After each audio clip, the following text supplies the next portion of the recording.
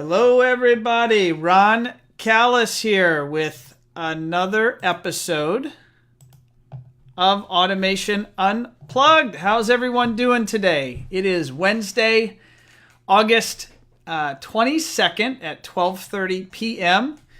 If you're out there joining me, thanks for joining me live. I'm going to come over here to Facebook like I do every week just to make sure all of our technology is behaving and we're actually streaming. It looks like we are streaming live.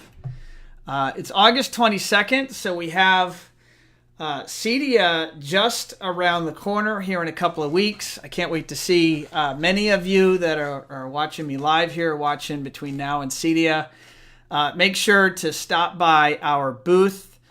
I'll have our booth number posted in the comments, and make sure you stop by and say hello to me, say hello to my team. I'm excited. I'll be teaching a couple of classes. I'll be sitting on a couple of panels, and that's always a good, fun event for us, our biggest event of the year. So without further ado, let's jump into our guest. Into our interview with our guest, Trace Huber from HDMI Staffing. Trace, how are you, sir? I'm doing well, Ron. How about yourself? I am good. So this is attempt number 2 or 3 to get you on the show, and yes, it is. It's all good. I appreciate you're clearly a very patient individual, and dealing with some of the technical snafus we had on our first couple of attempts, but I think third time's a charm. Exactly. I would agree. So, Trace, where are you coming to us from today? I'm up outside of Seattle, and as we were chatting a little bit earlier, for those of you who don't know, we're get air quality that's about 5 times worse than Beijing right now. There's bad wildfires all over Western Canada, so it's a smoky haze out there. It's been that way for the last 3 days or so. Pretty bad air quality for what is generally our best time of year up here. So, is this any of the fires that I've been hearing about in the news from California, or these are Canadian fires that are causing this? All Canadian fires. It blows down depending on the wind shift. It either blows down through Washington or over to Montana, but not the California ones. All Canada to blame. And you know what? The funny thing is, from the news here, I didn't even know there were fires in Canada. Yeah, well, you wouldn't think it's so far north, but yeah, it burns up there, unfortunately, too. So, oh goodness. Okay, so Trace, you are the CEO of HDMI Staffing. That is a staffing and training company that focuses on the custom electronics business. And I want to jump into all sorts of fun topics relating to that business. I'm assuming this is a pretty exciting time for you right now. You're probably being kept pretty busy. Very busy, definitely. So, but before we get into that stuff, I always love with my guests to get into the kind of where you came from. You know, how did you land in this industry, and what's kept you here? And then we'll talk about the HDMI side of things. That works. Thank you, Ron. So I, before getting into the custom integration channel, after college, not long after college, got into construction staffing, and did that for almost 2 decades. When I first got into that industry, not unlike kind of HDMI is to the CI channel, it was a fairly new industry. Staffing in the United States and perm placement recruitment had existed for several decades. But at that time, in kind of the early to mid 90s, there were really no companies providing temporary personnel for commercial and high-end residential builders around the United States.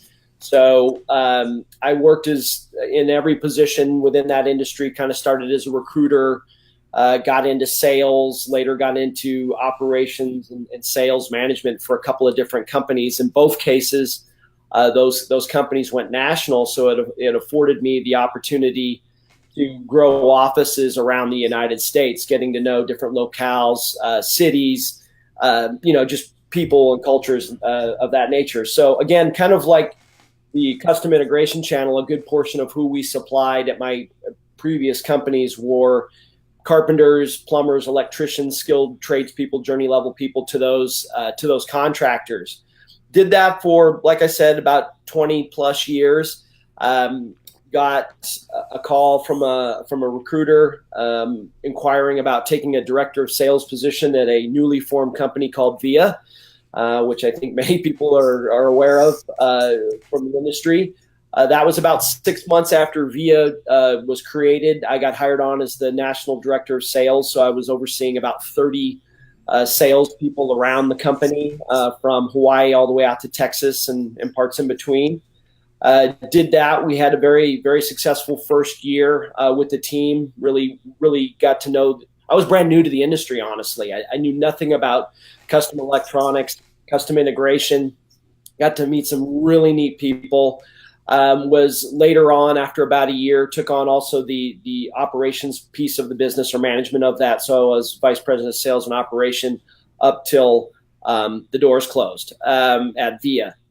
As we spoke earlier, met a lot of great people at VIA, a lot of great people in the industry, meaning vendors, suppliers, and just had a great experience there. Well, I was just curious, because your first introduction to the industry, the custom electronics industry, is into, I would say one of the more amazing attempts at consolidation in this industry was the VIA effort. And it kind of, it was big and loud, and it had some of the industry's best players in it, and it kind of didn't end well. Right. And I would think that could potentially leave a sour taste in your mouth. But you were mentioning that was an amazing experience for you. Can you expound on what made it such a good experience? It sounds really hard. Well, a few things. I mean, I've always been in construction related business, so that has always been an allure. And even though CI is all about technology, it's still also a construction business. The people, I mean, whether it was technicians or programmers, just everybody across VIA was great. And I was warmly welcomed again by many of the vendors and the suppliers in the industry. I thought that people really cared about the business. Again, I came from outside the industry, so I had a big business or bigger business mindset. And while you certainly can hindsight 2020 VIA as a come together, and dissect the heck out of that, the thought, the energy, the passion around the people that went into VIA from all levels was awesome. And certainly you could look back at it and go, this is why it didn't work, for legitimate business reasons. But I'm just not built that way, so I didn't dwell on that, And so then when things went south and VIA went away, as I mentioned, I got into consulting back into the industry. That's kind of what kept me in. People, I think, saw that I had a business mindset, whether it was sales and operations, and companies kindly enough reached back out and said, hey, could you kind of direct our ship? Because the one thing that was neat is that the good thing about when VIA went down was it was in one of the hottest economies we've had. So people rose from the ashes and started rebuilding their companies. So anyway, you can tell I have a lot of energy around it. Just good people, good industry, So and so did the HDMI Staffing get born right at at the end of VIA? Is that when you started this consultancy? No, I started the consultancy. I was working solo, and my partner at HDMI, Brent Wiseman, was doing the same with his own type of clientele. And so what really happened was Brent and I became good friends through the VIA process, and both of us were consulting back into integrators. Who the number one thing when we get consulting is I can't find people. Okay, so Brent was hiring people. I was hiring people as I was consulting for these companies, having some pretty darn good success each individually. I obviously, with my staffing background, Brent and I kept the dialogue going and said, why don't we start a staffing company specifically for the channel? There isn't any company out there. And as we've talked before, Ron, you and I, it's certainly started as staffing, and a little bit of our name is a misnomer right now. And that we realized the market was so hot, we said, let's just do a permanent placement, because that, people want permanent employment in this type of economy. So that's how HDMI was born. It was born right before CEDIA, July of last year. So our official 1 year is really kind of coming back to CEDIA this year, and we're excited about that. Yeah, let's just say, so you're a year old at this point in this instance, this consultancy. How has the word gotten out about you guys? What sort of channels or mechanisms have you used to let people know your company exists and that you can provide help? One, I have to say, it's been, I have to thank some people. We have to thank some people along the way. I mean, we took a very proactive approach last year and displayed at CEDIA. We felt that strongly. I think a lot of people, when they start and in the industry as a new business entity, kind of go to CEDIA, try to meet people in the lobbies, do that type of thing. We were like, nope, we're gonna make the investment. We'll be out there. So the show itself last year supplied a great initial push for us. Also, I have to thank, on behalf of Brent and myself, Julie Jacobson. I mean, she wrote an article that kind of, got us out there, and we got a lot of people contacting us from that. Those were probably the first two things. Certainly some of our former VIA colleagues have been big proponents and engaged us. And then what we're seeing is our clients are referring us to other integrators that they know. So that it's been really at this point, mostly word of mouth and CEDIA. And I think so.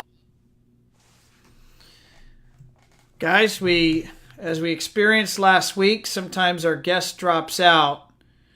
So I'm going to see if we can get him back here. We had this happen once during testing. I always test before I bring our guests on. We'll see if we can make this a swift return. So just bear with me here.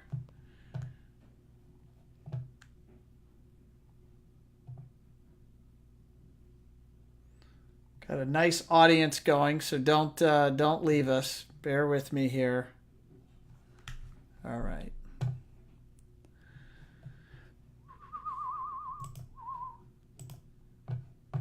All right. Ladies and gentlemen.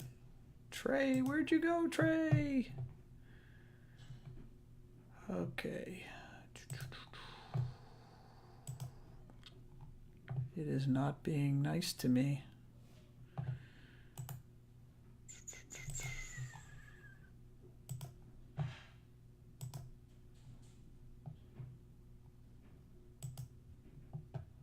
Okay. Oh, there you are. Hey, Trey. You're back. All right. Yeah, give me 1 second here. Let me get you added back in. Gonna have to talk to my vendor here about this software that's not cooperating. It's all good. All right, give me 1 second here.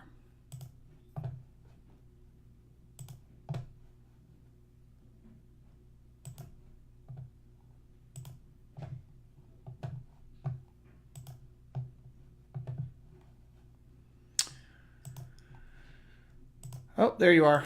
Okay. All right, let me get you into the right spot so everyone can see you. Man, we lost Gordon last week, but he came back pretty quickly. So I was expecting this would be super simple if it happened to me this week.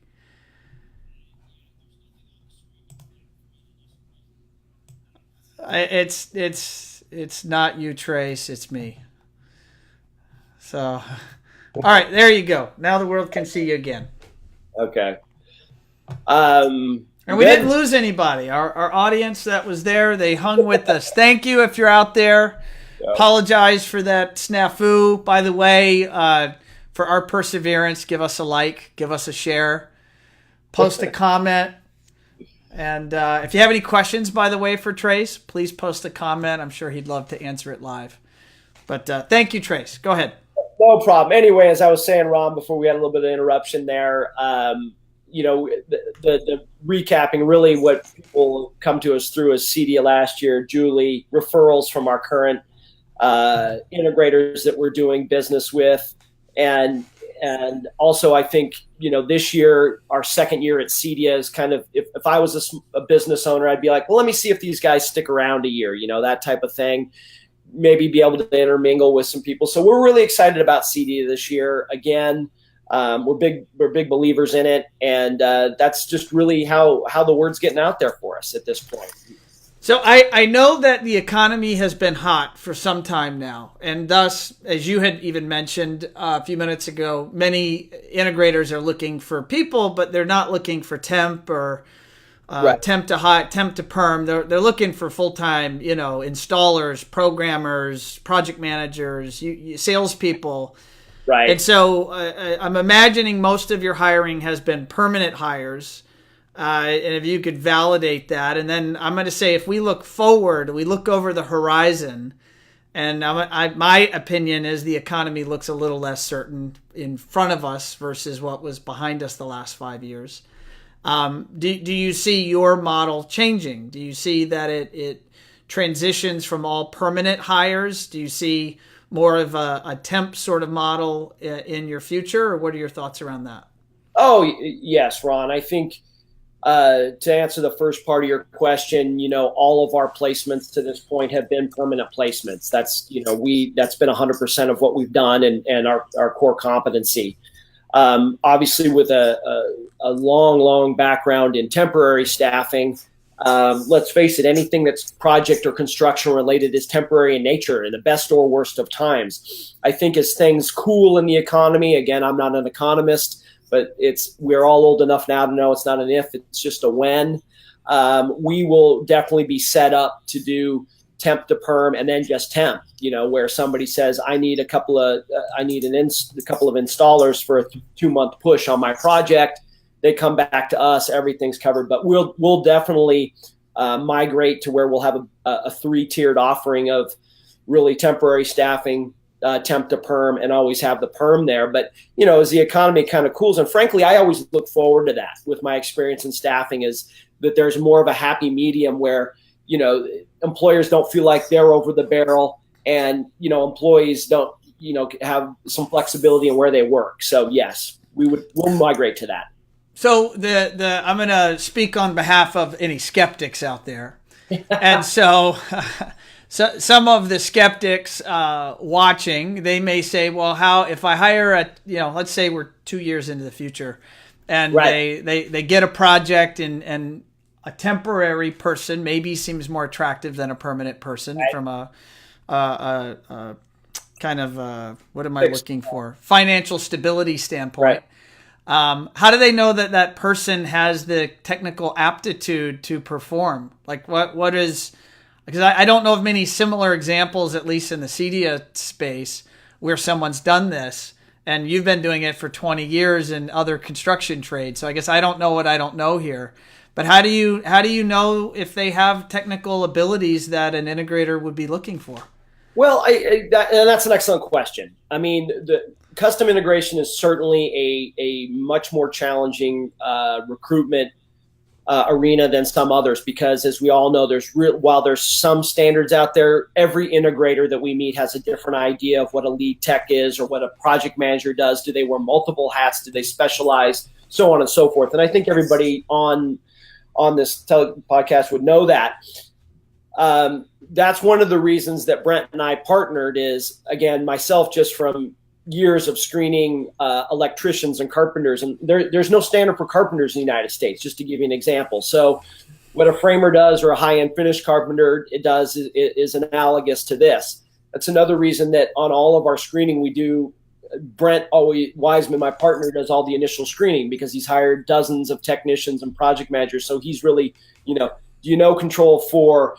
Do you have some programming? If you're a Crestron guy, how well do you know Toolbox? Those type of questions that we vet the guys through really helps establish, okay, this guy's good for your project. The other thing that we'll do, that even though we haven't set up for temporary staffing like we did in my construction staffing days, is we'll have a guarantee. It's like, look, the guy goes out, you should know within the first day or two what that they are what we said they are for you as any good temporary staffing. And if they're not, send them back. There'll be no cost. So there's a little bit of guarantee for the integrator as well. So in terms of your services, your staffing services today, it sounds like most of that is permanent hires.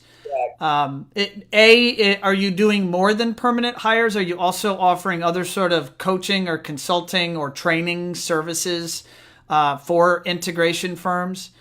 Certainly. I guess I'll just start there with that question. Yeah, we're a little bit different. This is a new industry. This is a new service offering for the industry. And again, as I talked kind of passionately about what I thought about the time at VIA, Brent and I believe that when we started this company that we wouldn't just place guys and walk away. So we provide a lot of ongoing, just free services with your placement.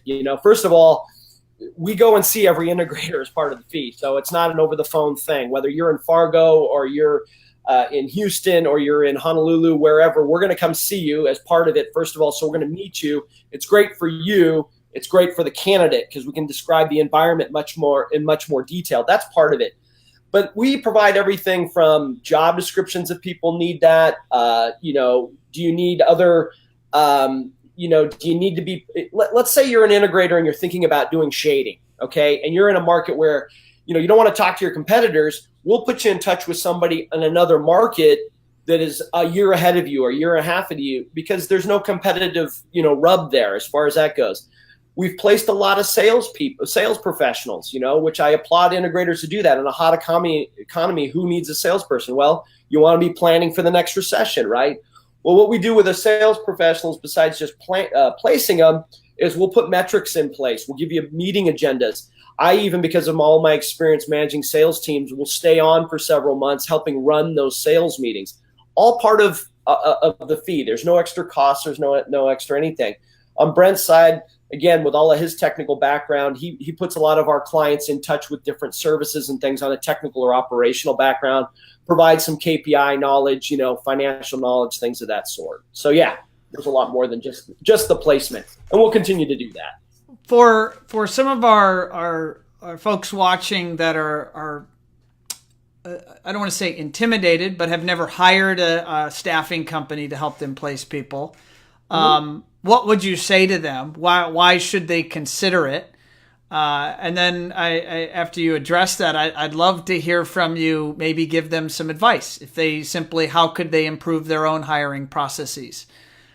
Completely. So if anybody takes a look, and we'll see this continuing on our website, we have a lot of educational news articles, and I know people are really busy, but one of the pieces of information that's on there that relevant to the first part of your question, Ron, is how much time is it costing you in direct lost productivity, either as an owner or people on your team, by not having an open position filled? Okay, so if it's a lead tech or a client service technician, how many hours are you losing in billable revenue by not having that person on? Okay, I have people call me, people I know well, who call and go, Trace, I've been looking to fill this position for 10 months.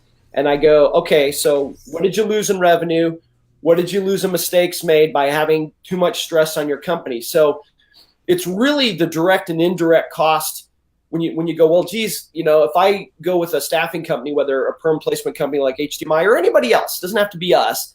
If I go with them, there's this cost and it's not cheap. And that's true, Ron. But is it really expensive when you look at all the money that you're losing by not filling that position or the time you're spending doing it? So that's our address of that question. More, and I like to spend more time on ways that frankly, I tell everybody, an integrator, if they don't use us, could improve their hiring. There's lots of things. It's as simple as write a descriptive job post. I think Jason Knott had something a few months ago on CE Pro that covered some of those points. Be more descriptive in your job post. What's the company about? What do you offer? Okay, that's just a starter. Whether you put it on Craigslist or ZipRecruiter or Indeed or whatever job board you find it works for you in your market, and it varies by market. Two, it's very simple. Put what the job pays. If you go on integratorjobs.com right now, I think very few of the people put what their position pays. If you go on our website, the pay for every single position's on there. So when somebody calls, we go, you saw how much it pays, right? So there's no games being played, right?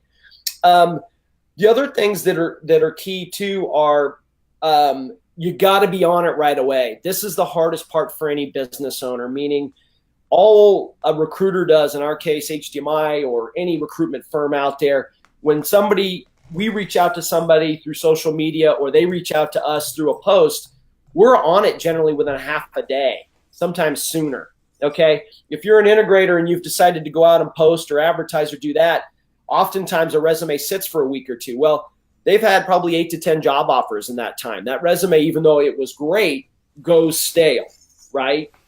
And so speed with which you respond to the applicants is monumental, might be the most important thing in this particular time and place in our economy. The other things that I would consider, and these are certainly expense items for any integrator. How competitive are your benefits? And I understand that if you're a 1, 2, 3, 5-person firm, and we do work with a lot of companies that size, benefits can eat up a lot of your profitability. But again, having some sort of benefit package, and that can vary by company, really makes you more attractive. What are examples of, within integration firms, some of the, I'll say, the average level of benefits? That can you give such an answer, or can you give an extreme? What's good benefits? What are bad benefits? I don't want to get you in any hot water here, but I'm just saying one of the benefits you have is you have perspective. So you see a spectrum of, what VIA offered, right? Because you probably were involved in designing that package, and you see what all the companies contacting you offer. Can you speak to that at all in any way about maybe what's normal or what are variables at play? Yeah, a little bit, and I mean a little bit because it really is all over the map, Ron. I mean, we have had clients that have no benefits, and okay, so that would be one end of the spectrum, right? Rare. The opposite end of the spectrum, and these are, again, it does have to do with size. Okay, we have companies that are, it's not unusual that a little bit more standard on is that they're paying 75 to 100% of the employee's health insurance. Okay. Is that on the other side? Is that considered a best in class benefits? That's probably best in class. Yes. But it's not just a couple. I mean, it's more than a couple. It's definitely becoming more of a trend. Okay. But what we're seeing is somewhere, if you said on average, we're saying 50 to 75% of employee health insurance covered. Okay, that would be a little bit more on the average, with a disclaimer, kind of the average. Most cases, there's some sort of paid time off offered. Okay, that is pretty mainstream for companies, even if there are state and local laws that say you have to offer this much. There's a bulk of the companies are offering beyond that. The 1 week for first year, and it's not uncommon that it's 2 weeks accrued over the first year. That's pretty mainstream. So if you're not doing that, you want to think about that. People go, well, they take it when, I'm busy. Well, put things in place that says you have blackout periods, that you don't take it during Thanksgiving and the holiday. Right. Anyway, and then those would be kind of the mainstream ones. The other ones that people look at are, how common is retirement savings plans, simple IRAs, 401ks, things like that? It's in the 10 to 15%. I think if I just was, windaging it with the clients that we're dealing with, that we've done business with, it's not high. It's not high. And it's everything from great matching to, we have a 401k, but you have to do that. That's what those would be as far as benefits. And then, outside that, we've seen everything, tools, particularly on the technician thing. We've seen everything from buying all their hand tools, to having, loans and tool allowances, things of that nature. So those are all things for people to consider, but it is over the map. But if there were some main ones, it would be some reimburse or coverage, or the employees only health insurance is pretty mainstream in the CI channel, and then some level of paid time off. Those would probably be the two that we see the most. Got it. And in terms of tools, if the company, the integrator, purchases those, are they then owned by the company, or are they owned by the employee after this? In all cases, they're owned by the employee. If there's an early out, a lot of them just have a if you leave too early, then you owe us, type of thing. But in most cases, it's owned by the employee. They're theirs. So, and we're almost at 30 minutes, believe it or not. So I've just got another question or two for you here. And actually, Joe Whitaker just dropped a comment. He says, Trace is on the money with his thoughts. It's very true. So, Joe Whitaker, he's a member of the CDA Board of Directors and all-around active guy and personality in the industry. So what's up, Joe? Thanks for watching. Appreciate that. Let me give you a like over here.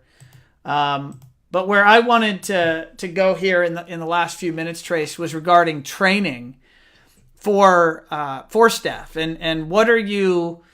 I'm afraid to ask what's normal out there. So I'm not even going to go there and make you speak to that. What do you recommend? What do you recommend integrators should do in terms of development programs for their staff, and how do they go about actually implementing said set of recommendations? Considering they're all so busy, we reference the economy. Times are good.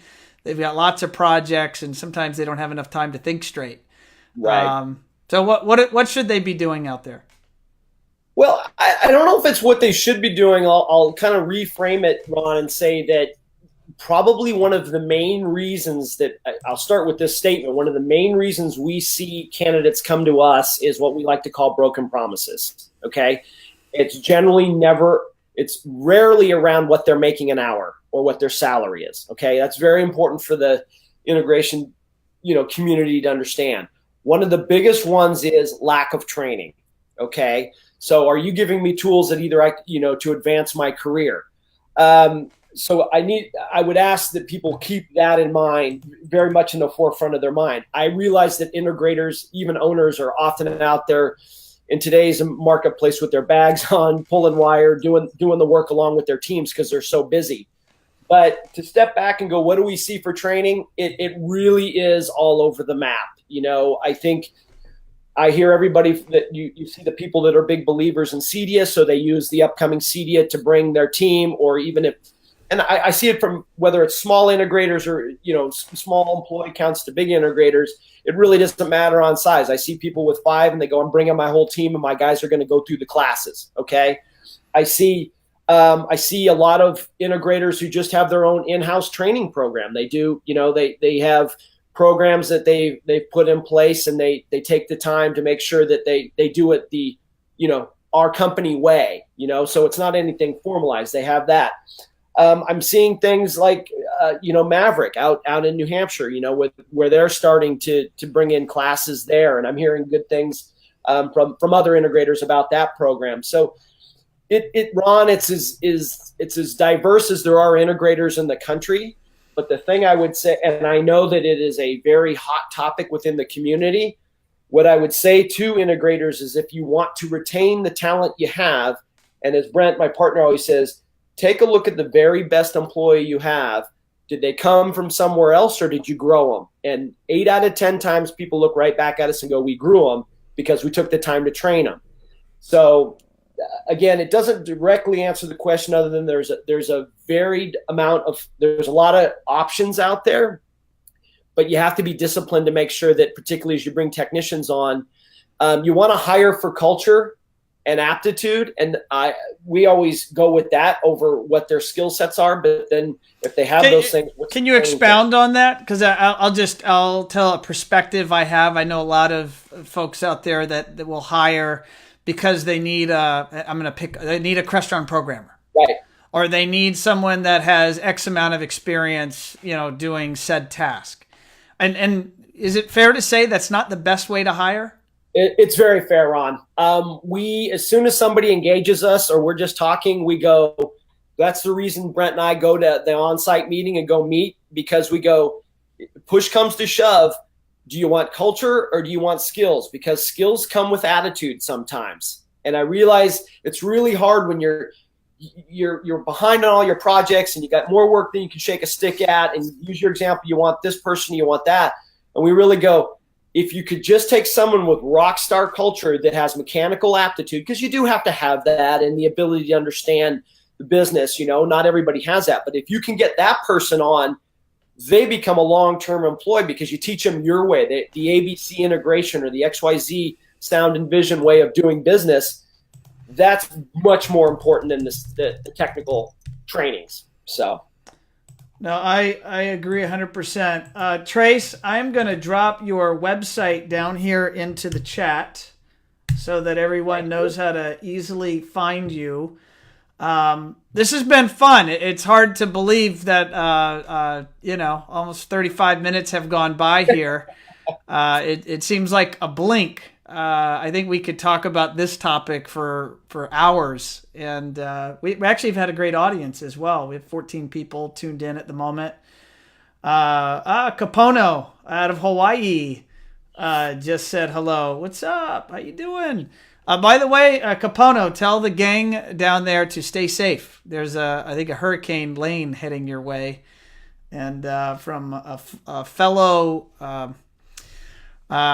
state that is often in the target and bullseye of hurricanes. I feel for you. So stay safe out there, man. All these people are saying hi. Dan Forbes is saying hi. Maitland Frisley is saying hello. Will Rubenstein is saying hello. Lots of hellos and highs. So that's pretty. You got a fan club out there, Trace. Well, I appreciate it, and I say hello back to everybody that's saying hello. So thank you. It's been my pleasure, Ron. It's been great. Awesome. Well, thank you very much for taking time out of your busy day. And again, third time's a charm. It was awesome having you on the show. Perfect. Thank you, Ron. We'll see you at CEDIA. All right, buddy. Be well. You too. Bye. All right, everybody. So that was episode 50, believe it or not, of Automation Unplugged. Can you believe we've done 50 of these? And we even have technology sort of behaving right now. So fingers crossed that we can keep doing these without any interruption. So if you're going to be at CEDIA, please come by, say hello. I'll make sure to put our booth number, and I'll also put the booth number for HDMI Staffing. I'll put it down in the comments below. And I am going to be teaching a couple classes. I've got a sales process class, and the other end of the spectrum, an engineering process class. And then I'm going to be sitting on a tech talk. There's a brand new product that's coming out at CEDIA, or they're doing their big unveiling, company called Sonin. They were there last year, but they're launching their new whole home battery storage product. They're the largest battery storage company in the world, and with some pretty amazing tech, some blockchain tech, and I'm pretty excited to be associated with them. So I'll be on their tech panel, which will be on the floor. And other than that, stay tuned. I'm going to put up the artwork now. You know what? I'll go ahead and do it now so you guys can see our next guest. It's going to be Jimmy, the one and only Jimmy Paschke from Surgex. So we'll have him on next week. And we're going to start doing this every month. So every show, we're going to have our artwork so you'll see the guests for all the upcoming shows. So on that note, thanks so much for joining me, and I will see you next time on Automation Unplugged.